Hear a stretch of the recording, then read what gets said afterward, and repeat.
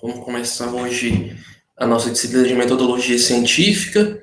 Hoje nós temos a aula 1, que são alguns conceitos base que serão necessários para o desenvolvimento ao longo do nosso curso, tá? Alguns conceitos base ou básicos que nós vamos estudar em metodologia científica, que vocês vão utilizar para a montagem de projetos, para escrita científica e para o enriquecimento do conhecimento de vocês, tá? Assim, eu chamei de aula 1 alguns conceitos básicos que nós vamos ver aqui hoje. Então, nosso primeiro conceito é a definição de metodologia científica. O que nós estamos estudando? Nós estamos tratando de método e ciência. E o método vem da palavra grega métodos, que significa caminho para chegar ao fim. Na realidade, o método é uma série de passos e uma sequência de ações que nós vamos utilizá-lo para chegar ao fim do nosso problema ou resolver o nosso problema.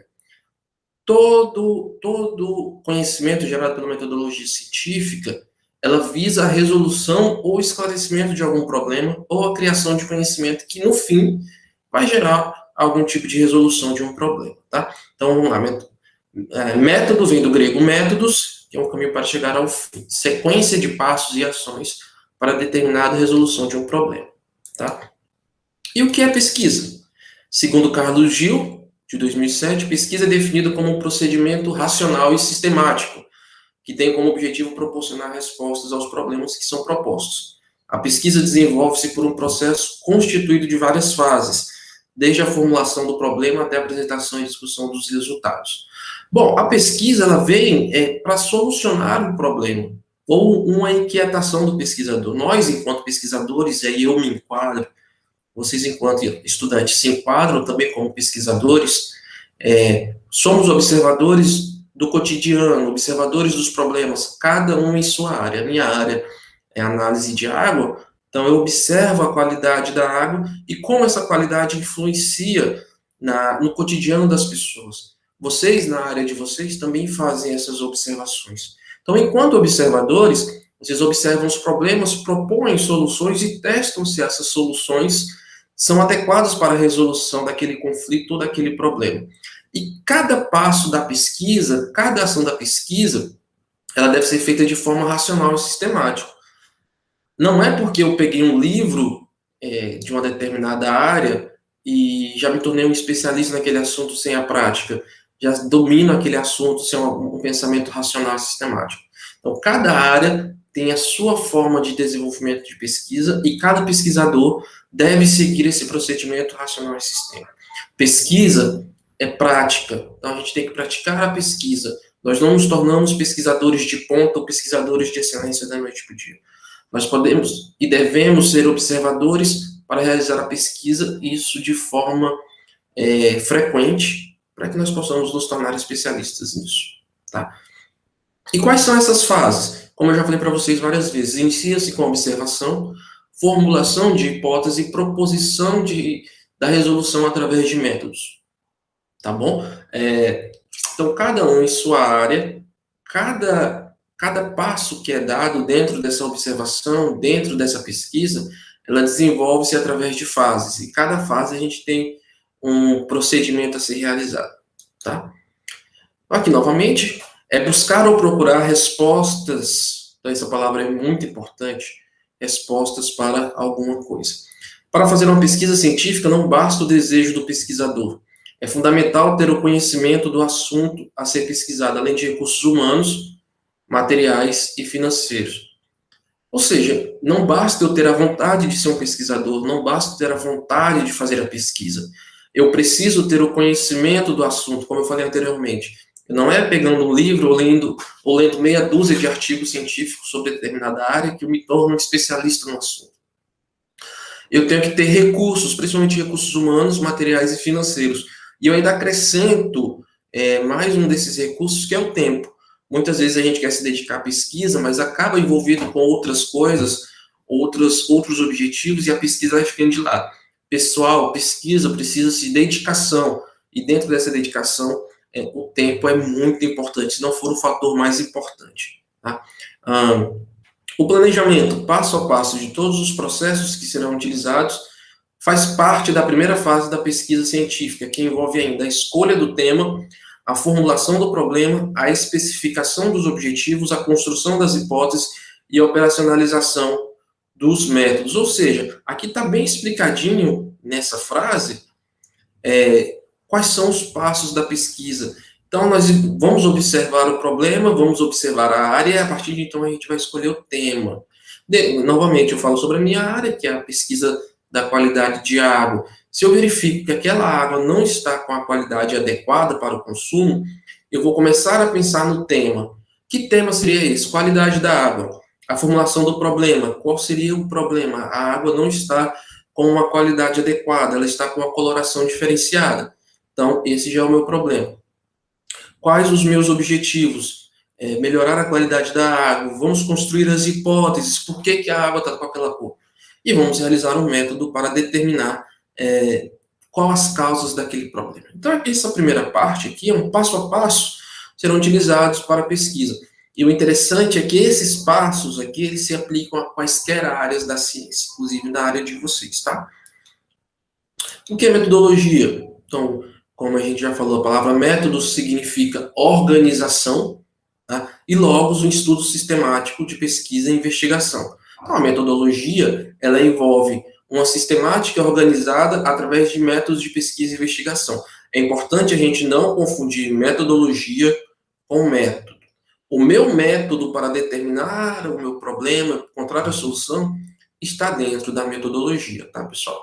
A metodologia são os passos. O método é a técnica, a pesquisa ou a investigação que eu vou usar dentro da metodologia.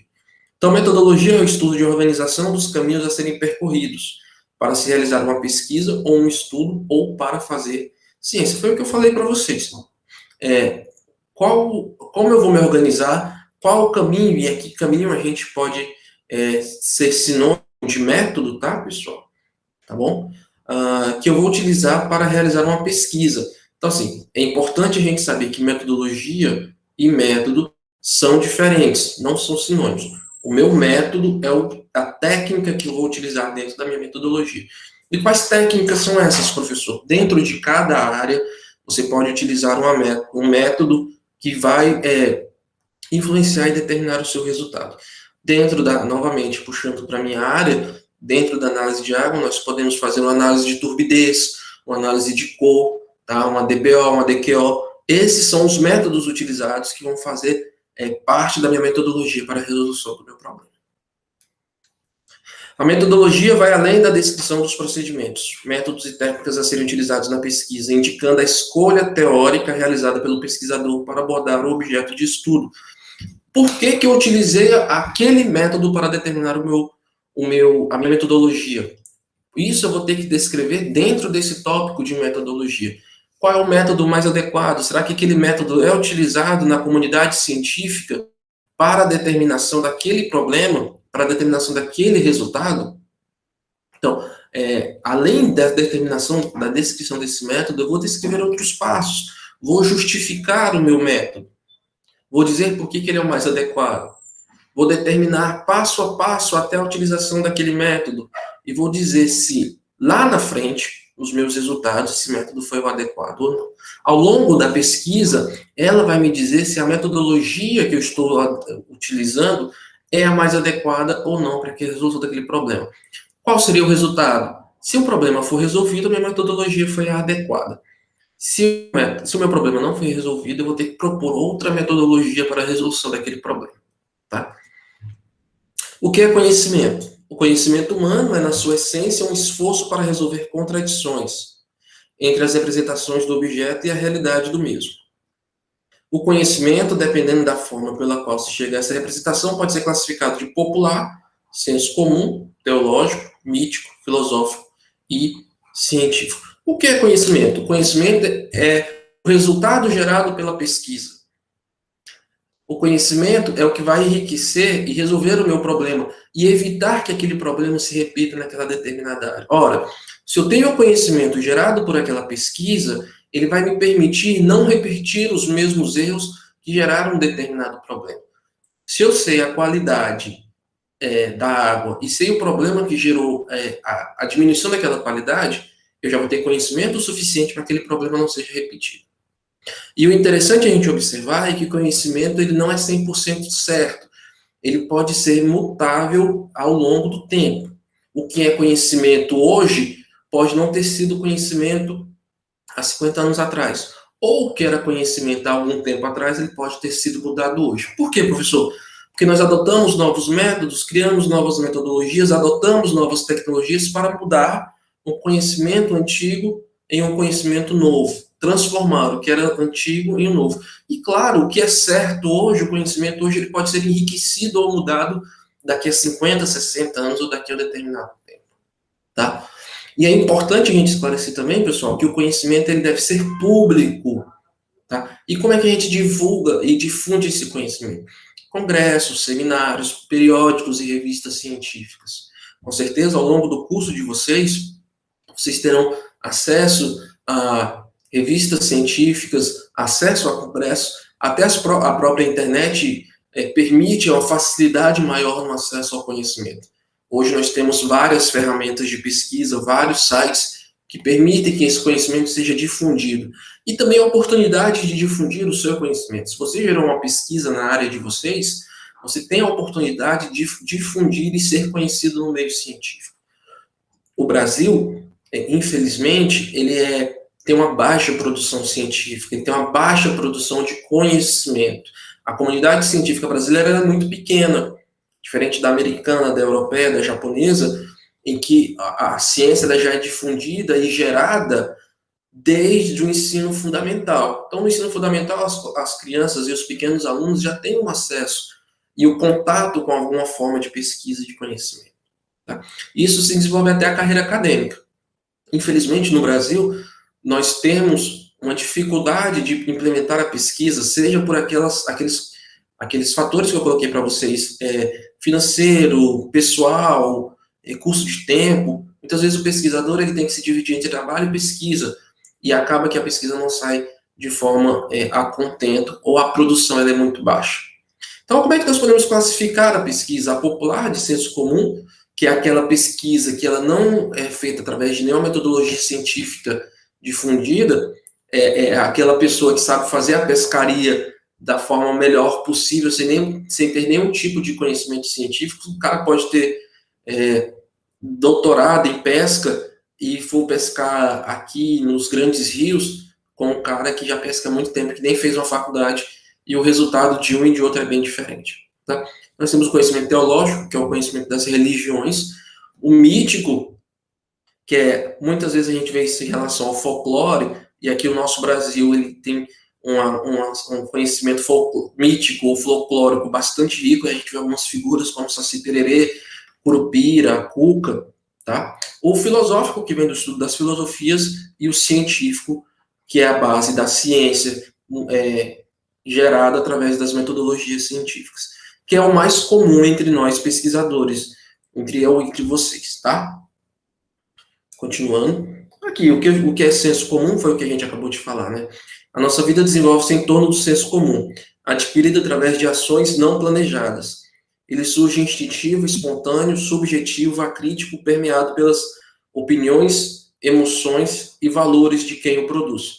O senso comum varia de acordo com o conhecimento relativo da maioria dos sujeitos em um determinado momento histórico. O senso comum ele é baseado muito em observação. Tá? A pessoa que vive na zona rural, ela tem uma observação e uma opinião sobre o senso comum diferente da pessoa que vive na zona urbana e vice-versa. A pessoa na zona rural, ela consegue ter o seu conhecimento de senso comum, por exemplo, através da chuva. Ele sabe, dependendo da velocidade do vento, da direção do vento, do cor azul, da intensidade da quantidade de nuvens, se vai chover ou não. E isso não tem nenhum tipo de base científica, baseada apenas na observação e emoção dele. Tá? É muito comum a gente observar o senso comum, como eu falei, na zona rural, em pessoas que têm esse distanciamento da base científica, mas estão acostumadas e lidam cotidianamente com ações, fatores e situações que não são explicadas e sim observadas. Tá? E o que é o conhecimento científico, como eu falei para vocês, que é o que nos permeia, o que está mais ao nosso redor. O conhecimento científico é produzido pela investigação científica através de seus métodos, resultante do aprimoramento do senso comum. O conhecimento científico tem sua origem nos seus procedimentos de verificação baseados na metodologia científica.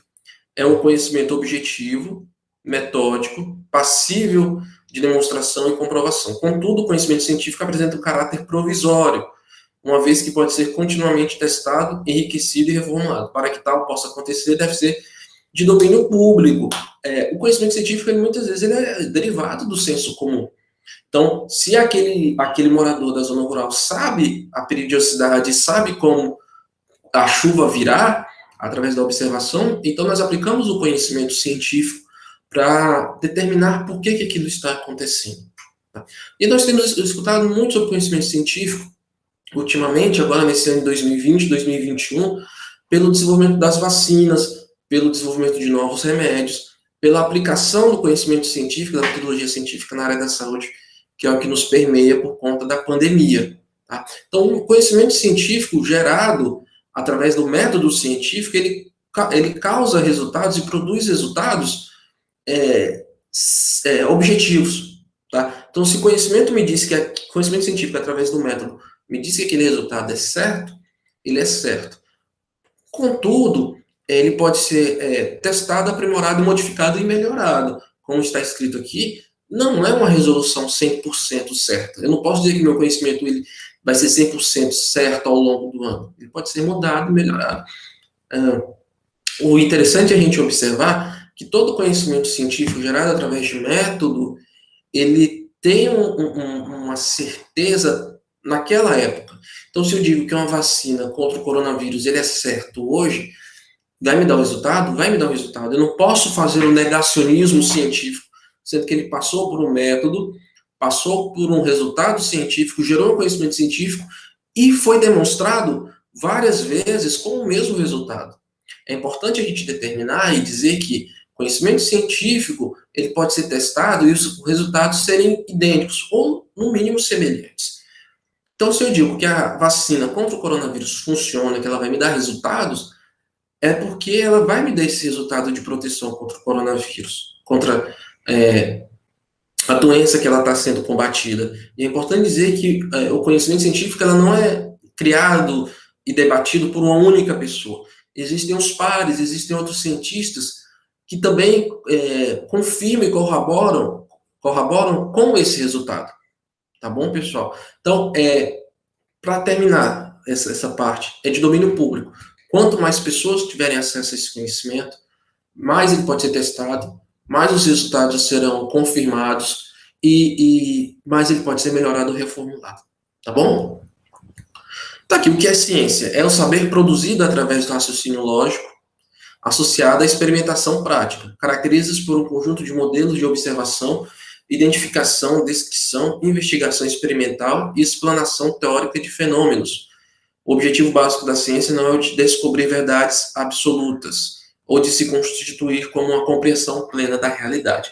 Então, para que eu possa fazer ciência, eu preciso ter um raciocínio lógico. O que é um raciocínio lógico? Raciocínio através de passos lógicos, tá bom? E experimentar. Não adianta eu pensar apenas na teoria sem colocar na prática. A ciência, ela é gerada através de raciocínio lógico, associado à experimentação prática. O que significa raciocínio lógico à experimentação prática? Eu vou dar um exemplo bem claro para vocês hoje. De novo, nós precisamos combater o coronavírus. Qual é o raciocínio lógico? Criar uma vacina para combater. Qual é a experimentação prática? Aplicar a vacina no grupo de pessoas daquela pesquisa. E aí vai me dar os resultados. Se eu tenho uma associação entre raciocínio lógico e experimentação prática, eu vou estar gerando ciência. Tá? Eu falei da vacina, mas dentro de cada área da ciência, eu tenho modelos de observação, eu tenho identificação, descrição e métodos diferentes. Dentro da sua área de pesquisa, você pode observar o método, pensar de forma lógica e usar a experimentação prática para determinar os resultados. Fazendo isso, você vai estar gerando conhecimento, gerando ciência. Novamente, não é descobrir verdades absolutas, como eu falei anteriormente. Pode ser mutável, melhorado e reformulado, tá bom? Mas para resolver um problema para aquela época e situação. Então, aqui nós temos, dentro das classificações das ciências, nós temos as ciências formais e as ciências empíricas. sendo que as ciências formais estudam ideias independentemente da sua aplicação à natureza ou ao ser humano. O objeto de estudo dessas ciências está na forma, ou seja, nos processos puramente lógicos ou matemáticos. Matemática, microeconomia, estatística e os aspectos formais da linguística. Ou seja, pessoal, nós temos ciências formais que ela pode ser aplicada à natureza ou ao ser humano, tá bom? Alguns exemplos que nós podemos dar sobre isso: matemática, microeconomia, estatística e os aspectos formais da linguística. Ou seja, você tem uma ciência que utiliza puramente aspectos lógicos e matemáticos, são as ciências exatas, então ciências formais. Se eu repetir aquela pesquisa várias vezes, ela vai me dar um resultado igual ou semelhante, tá bom? Então, assim, baseado basicamente nas ciências exatas, nas engenharias e ciências que têm a base na matemática. Até a computação também entra nessa situação. Então, são as ciências empíricas também, reais ou factuais. Estudam fenômenos que ocorrem no mundo real. Obrigatoriamente devem fazer o uso de observações para fundamentar suas descobertas.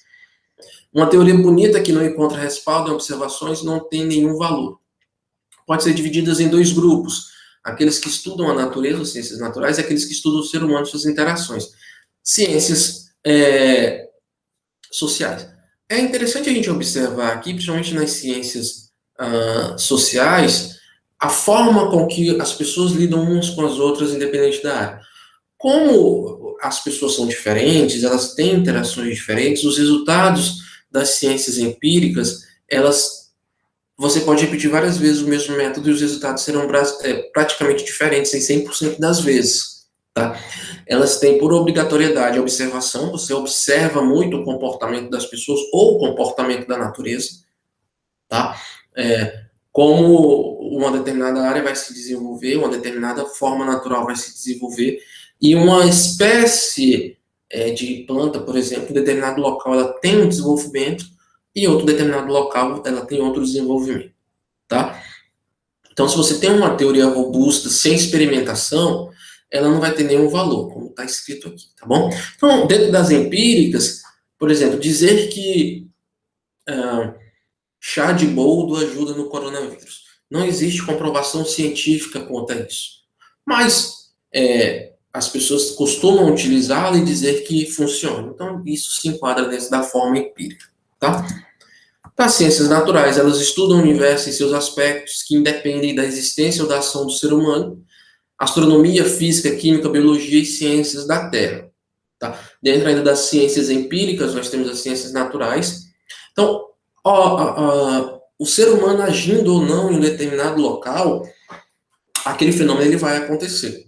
Tá? Muito observado em fatores físicos, químicos e ações da biologia. Interferindo ou não o homem, ela vai ocorrer da mesma forma.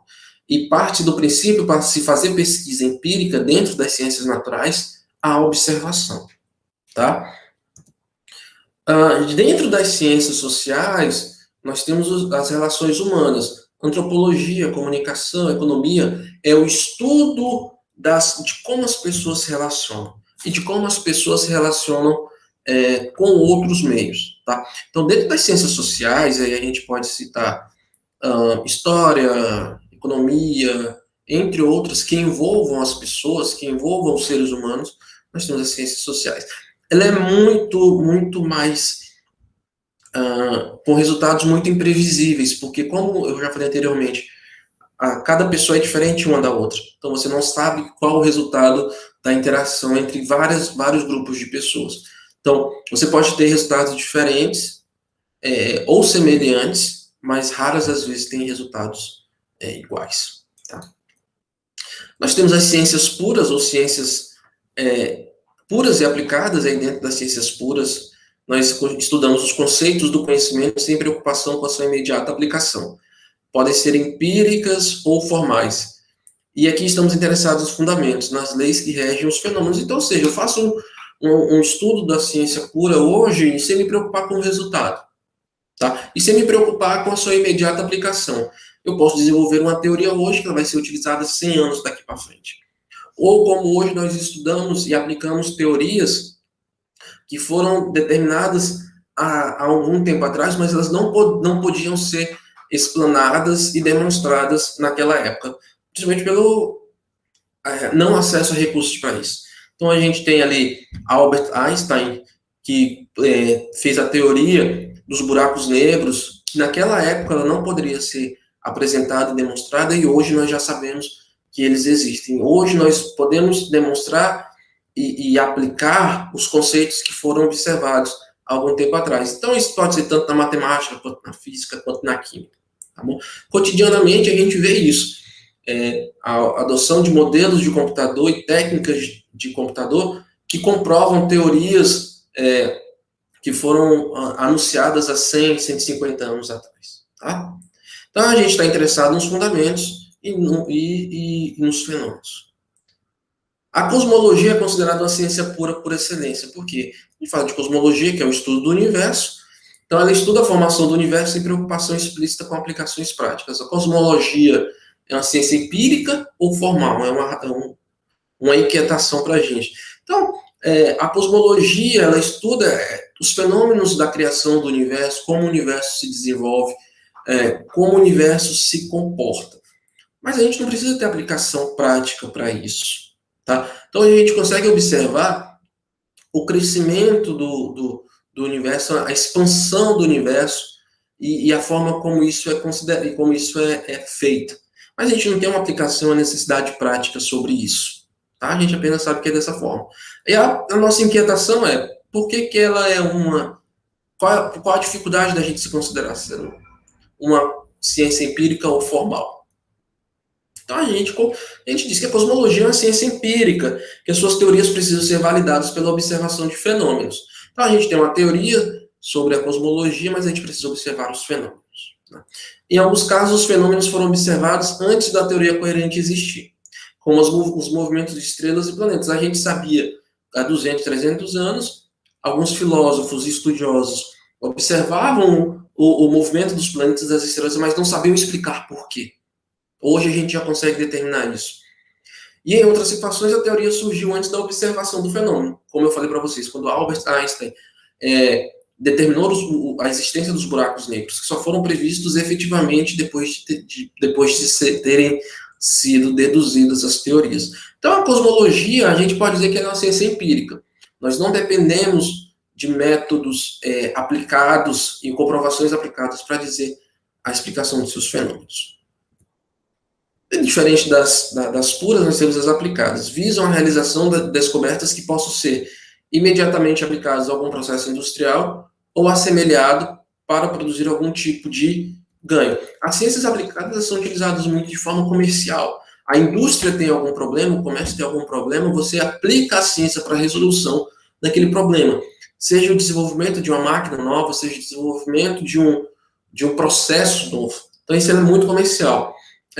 E muitas vezes as indústrias, o comércio e a sociedade vêm atrás das universidades, institutos federais e institutos de pesquisa para a resolução desse problema. E aí a gente aplica a ciência chamada de ciência aplicada para a resolução daquilo lá. Tá? Nós temos ciências exatas e inexatas. As ciências exatas são aquelas cujos resultados são precisos, suas leis são altamente preditivas e previsíveis. Experimentos podem ser repetidos inúmeras vezes, produzindo o mesmo resultado, ou resultados estatisticamente previsíveis. E aqui nós temos matemática, física, química e parte de algumas ciências naturais e sociais. O que é ciência exata? Se eu fizer o uso de um método hoje, fizer a conta hoje, daqui a 100 anos ela vai me dar o mesmo resultado. Tá? Então eu consigo prever e predizer quais os resultados daquele meu método dentro das ciências exatas. Matemática é o caso mais explícito disso. Se você fizer resolver um problema de matemática hoje, daqui a 100, 200 anos, o resultado vai ser o mesmo. As engenharias, elas também se identificam dentro das ciências exatas.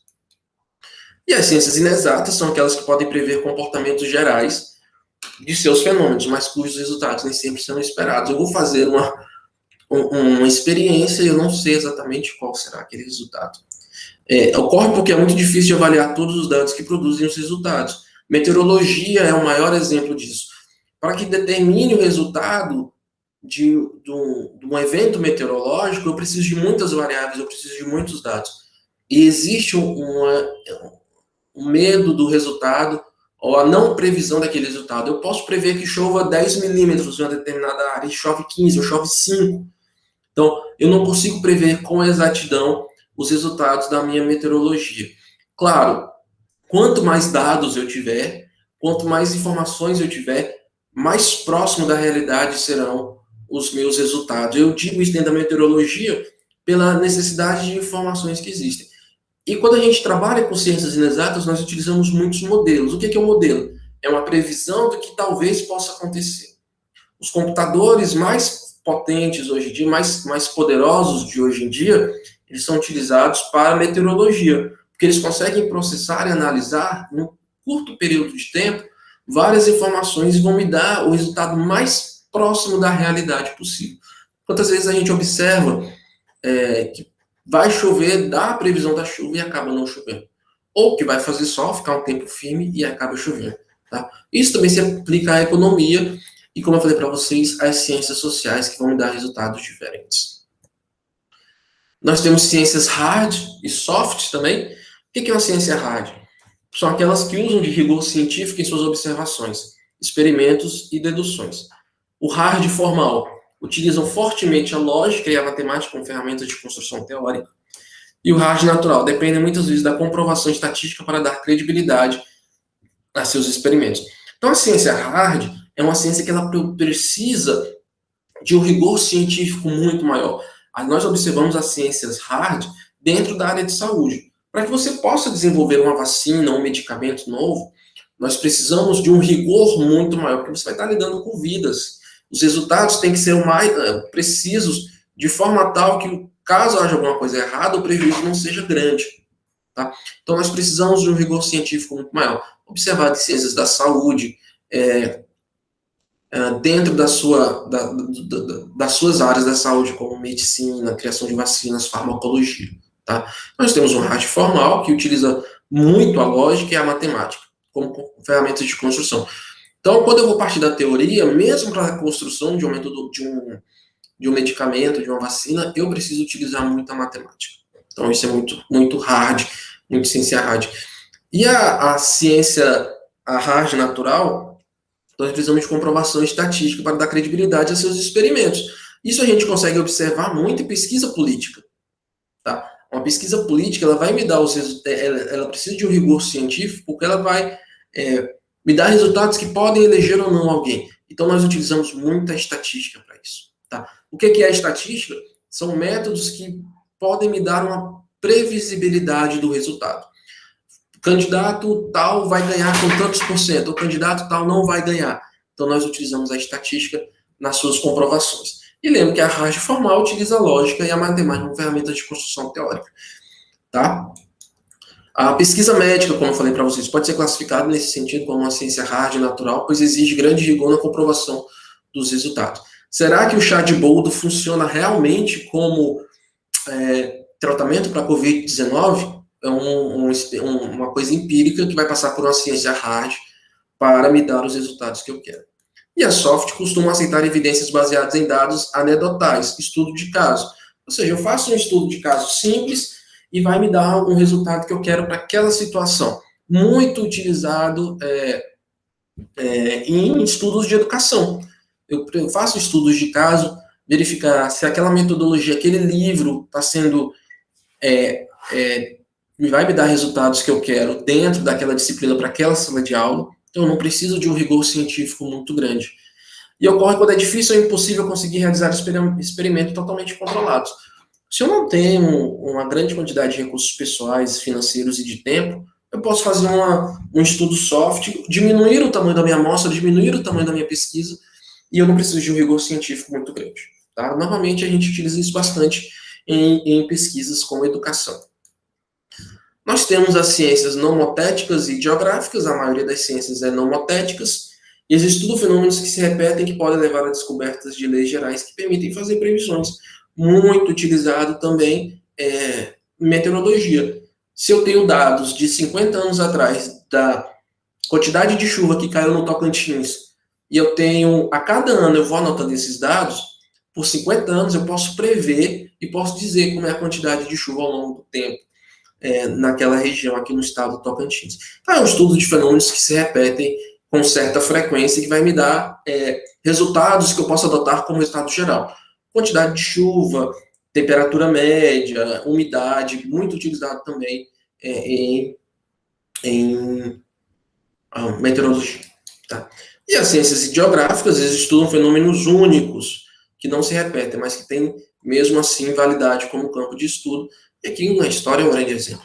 A história, ela aconteceu apenas uma vez, mas ela vai me dar resultados que me permitem estudar como ciência ideográfica. Então, se eu tenho fenômenos únicos, eu tenho uma ciência ideográfica. A história é o exemplo que está me vindo aqui na cabeça por enquanto, mas não é difícil nós encontrarmos outras ciências que estudam apenas fenômenos que não se repetem.